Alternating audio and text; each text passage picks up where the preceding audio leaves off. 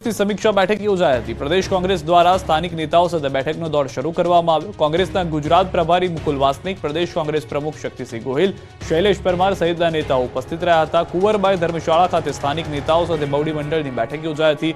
આગામી નગરપાલિકા અને ગ્રામ પંચાયતોની ચૂંટણીને લઈ કરાઈ સમીક્ષા। કડકડતી ઠંડી વચ્ચે દક્ષિણ ગુજરાતમાં માવઠું ત્રાટક્યું। ગુજરાતમાં માવઠાની આગાહી વચ્ચે દક્ષિણ ગુજરાતમાં માવઠાએ દસ્તક દઈ દીધી। દક્ષિણ ગુજરાતમાં કડકડતી ઠંડી વચ્ચે આકાશમાંથી કહેર વરસતા ખેડૂતોના જીવ તાળવે ચોંટી ગયા। વલસાડ જિલ્લામાં મોડી રાત્રે અચાનક વાતાવરણ બદલાઈ ગયું। આકાશમાંથી ઠંડીના કહેરની બદલે વરસાદરૂપી કહેર વરસતા ખેડૂતોની ચિંતામાં વધારો થયો। ધરમપુર સહિતના તાલુકામાં વરસાદ પડતા ખેતરોમાં ઊભા પાકને નુકસાનની ભીતિ છે। વરસાદને લઈ કેરીના પાકને નુકસાનની ભીતિ સેવાઈ રહી છે। આ બાજુ ડાંગનું વાતાવરણ પણ બદલાઈ ગયું છે। ડાંગના ભર શિયાળે માવઠા જેવો માહોલ સર્જાયો। 4 દિવસથી વાદળછાયું વાતાવરણ સર્જાતા અહીં શિયાળુ પાકોને લઈને ખેડૂતોમાં ચિંતા છે। વહેલી સવારે વરસાદી ઝાપટું પડતા રોડ ભીના થઈ ગયા છે। ભર શિયાળે વરસાદ થતા ખેડૂતોને પાકને નુકસાન જવાની ભીતિ સેવાઈ રહી છે। તો સાપુતારામાં ધુમ્મસભર્યા વાતાવરણથી રમણીય દ્રશ્યો જોવા મળ્યા। વાદળછાયું વાતાવરણના પગલે લોકોએ દિવસમાં પણ ગરમ કપડાં પહેરવાની ફરજ પડી। આવા વાતાવરણને કારણે ખેડૂતોને શિયાળુ ઊભા પાક સહિત ફળફળાદી તથા શાકભાજી જેવા પાકોને જંગી નુકસાનની ભીતિ છે। ઉત્તર પૂર્વીય બર્ફીલા પવનોથી ધ્રુજ્યું ગુજરાત, જો કે હવે ઠંડીથી મળશે રાહત। કડકડતી ઠંડી વચ્ચે ગુજરાતમાં બર્ફીલા પવનો ફૂંકાવાનો શરૂ થતા ગુજરાતીઓ રીતસરના ધ્રુજી ગયા। રાજ્યમાં મોટાભાગના શહેરોમાં મોડી રાતથી જ વાતાવરણ બદલાયું અને વેસ્ટર્ન ડિસ્ટર્બન્સ પસાર થતા ઉત્તર પૂર્વના પવન ફૂંકાવાના શરૂ થતા ગુજરાત જાણે હિલ સ્ટેશન બની ગયું। 5 થી 20 કિલોમીટર પ્રતિ કલાકની ઝડપથી સુસવાટા મારતા પવન ફૂંકાતા લોકો ધ્રુજી ગયા। કાતિલ ઠંડીનો અહેસાસ થયો। ઉત્તર ભારતમાં હિમવર્ષાના પગલે ગુજરાત ઠંડુગાર થયું। લઘુત્તમ તાપમાનમાં 1 થી 2 ડિગ્રી સેલ્સિયસનો વધારો નોંધાયો। છેલ્લા 24 કલાકમાં રાજ્યમાં સૌથી ઓછું લઘુત્તમ તાપમાન નલિયામાં નોંધાયું। નલિયામાં ફક્ત 24 કલાકમાં 3 ડિગ્રી સેલ્સિયસ કરતાં વધુનો ઘટાડો નોંધાયો। નલિયામાં 6 ડિગ્રી સેલ્સિયસ નોંધાયો। આ ઉપરાંત અન્ય 4 મહાનગરના લઘુત્તમ તાપમાનમાં 1 થી 2 ડિગ્રી સેલ્સિયસનો વધારો થયો। અમદાવાદમાં છેલ્લા 24 કલાક દરમિયાન 13.7 ડિગ્રી, વડોદરામાં 15.8 ડિગ્રી, રાજકોટમાં 10.7 ડિગ્રી તાપમાન નોંધાયું। જો કે રાહતની વાત એ છે કે આગામી 48 કલાકમાં ઠંડીથી રાહત મળશે। ત્યારે હવામાન વિભાગે આગાહી કરી છે કે આગામી 48 કલાકમાં 2 થી 3 ડિગ્રી તાપમાન વધી જશે। 2 દિવસ બાદ કાતિલ ઠંડીમાં રાહત મળશે। જો કે 2 દિવસ 15 થી 20 કિલોમીટર ઝડપે પવન ફૂંકાતો રહેશે। તો હવામાન નિષ્ણાત અંબાલાલે આગાહી કરી છે કે 18 જાન્યુઆરીથી 20 જાન્યુઆરી હવામાનમાં પલટો આવશે। જાન્યુઆરીના અંતમાં ભારે પવનો ફૂંકાશે। દક્ષિણ ગુજરાતના ભાગમાં પલટો આવશે। 27, 28, 29 જાન્યુઆરીએ કમોસમી વરસાદની શક્યતા વ્યક્ત કરી છે। હવામાનની વિપરીત અસરને કારણે ઊભા પાકમાં રોગની ભીતિ સેવાઈ રહી છે। રાજ્યના ખેડૂતોને મોટો ફટકો, ઇફકોએ રાસાયણિક ખાતરના ભાવમાં કર્યો વધારો। રાજ્યના ખેડૂતોને ઇફકોએ મોટો ઝટકો આપ્યો છે। ઇફકોએ રાસાયણિક ખાતરના ભાવમાં વધારો કર્યો।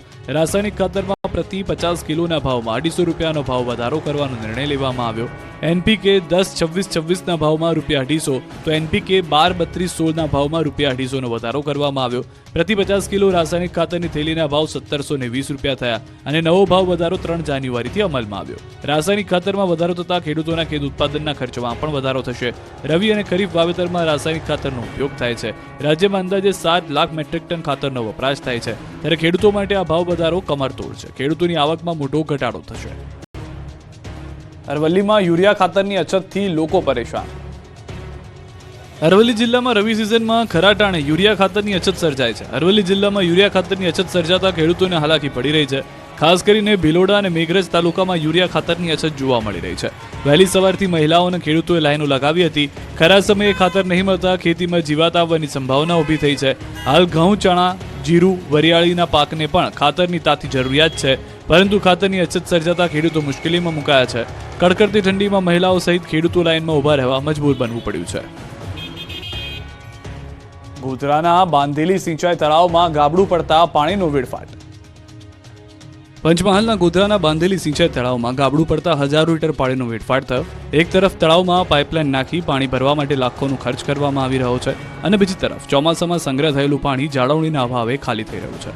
નાની સિંચાઈ વિભાગે તળાવમાં પ્રવેશ અને પાણીનો પરવાનગી વિના ઉપયોગ નહીં કરવા નોટિસ બોર્ડ લગાવ્યું છે અને તેમની જ યોજનાની કેનાલમાંથી નિરર્થક પાણી વહેતા તળાવ ખાલી થવા લાગ્યું છે। કેનાલમાં ભંગાણ થતાં પાણી કોતરમાં છેલ્લા કેટલાક દિવસોથી વહી રહ્યું છે, છતાં તંત્રના પેટના પાણી હલતું નથી। આ અંગે સ્થાનિકોએ રજૂઆત કરવા છતાં કાર્યવાહી ન થતાં થોડા જ સમયમાં તળાવ ખાલી થઈ જશે, જેથી આ વિસ્તારમાં સિંચાઈના પાણીની તંગી સર્જાશે। ત્યારે ખેડૂતોની માંગ છે કે કેનાલનું લીકેજ બંધ થાય તો તળાવમાં પાણી સંગ્રહિત રહેશે, ભૂગર્ભ જળ સ્તર ઊંચું આવશે અને પશુઓને પીવા ઉપયોગમાં લઈ શકાય એવી માંગણી કરી। ભાવનગર પંથકના ખેડૂતોની ઉનાળુ પાક માટેની ચિંતા થઈ દૂર।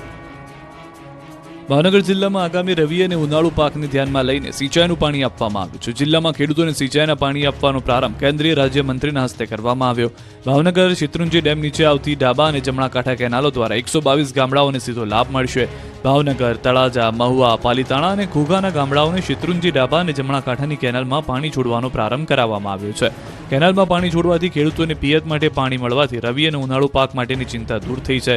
પ્રથમ દિવસે ડાબા અને જમણા કાંઠામાં 50-50 ક્યુસેક પાણી છોડવામાં આવ્યું છે। આગામી એપ્રિલ માસ સુધીમાં કુલ 11,550 હેક્ટર જમીનને પૂરતો લાભ મળવાનો છે।